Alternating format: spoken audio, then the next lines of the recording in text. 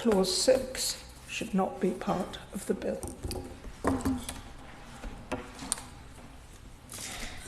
My Lords, in this exciting ideological divide, I find myself curiously much on the same side as the noble Baroness Lady Randerson, rather than being on the side of the noble Lord Berkeley, or even the side of the government. My Lords, we have been here before.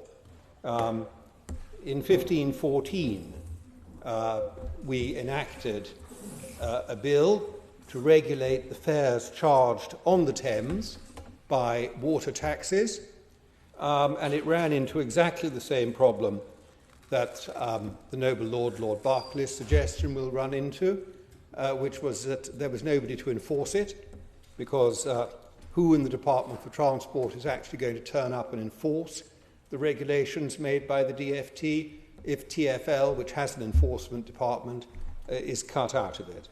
So the Act of 1514 became, in effect, a nullity. But undeterred, Parliament returned to the subject, we returned to the subject in 1555 to have another go. And this time, more sensibly, we delegated the power of setting these fares and enforcing them to what were known as the rulers of what became the Waterman and Lighterman Company. That was as far as riverborne traffic is concerned. As far as the regulation of horse-drawn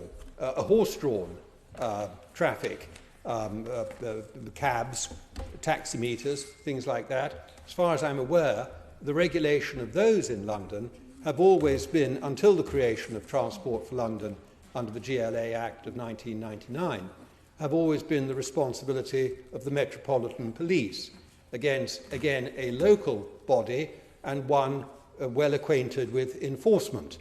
Now we have, for the first time, in at least half a millennium of legislation, we have what appears to be for the first time the notion from the noble Lord Berkeley that all the regulations should be set by the government, but also from the government, the not terribly dissimilar notion, as the noble Baroness Lady Randerson has pointed out, that while Transport for London should be allowed to draft, in effect, the statutory instruments, and must immediately submit them, immediately is the word used, to the Secretary of State, the Secretary of State, with no time limit or requirement or obligation on him or her, would then have to approve them, amend them, change them, or reject them.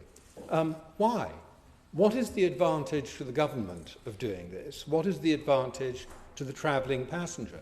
And why is it that the government is not under the same obligation to act immediately, or at least within set time limits, in dealing with the SIs sent up to them by Transport for London? So I would say we should learn our lessons from history. This sort of regulation and enforcement is best done at local level. We have a body in place in the form of Transport for London, which has considerable experience of regulating the analogous taxi trade. So why would we want this to be done by the Department for Transport, for all people? And why should, in the case of the noble Lord Berkeley, and why in the case of the government do they feel they need to bring these provisions before Parliament when they don't expect the setting of taxi fares to be done in like manner? What is the objective here? And when I raised this at second reading, I thought it might give a hint, a friendly hint, to my noble friend the Minister, perhaps to moderate or withdraw that clause. And I see that far from doing so, it appears to have alerted him to what he considers to be a lacuna in the bill, and he has come back with a government amendment to make the department's grip on this process even tighter. So I really do think the government should think about this again, and I think the noble Lord Berkeley should just think about the practical effects of his own proposal.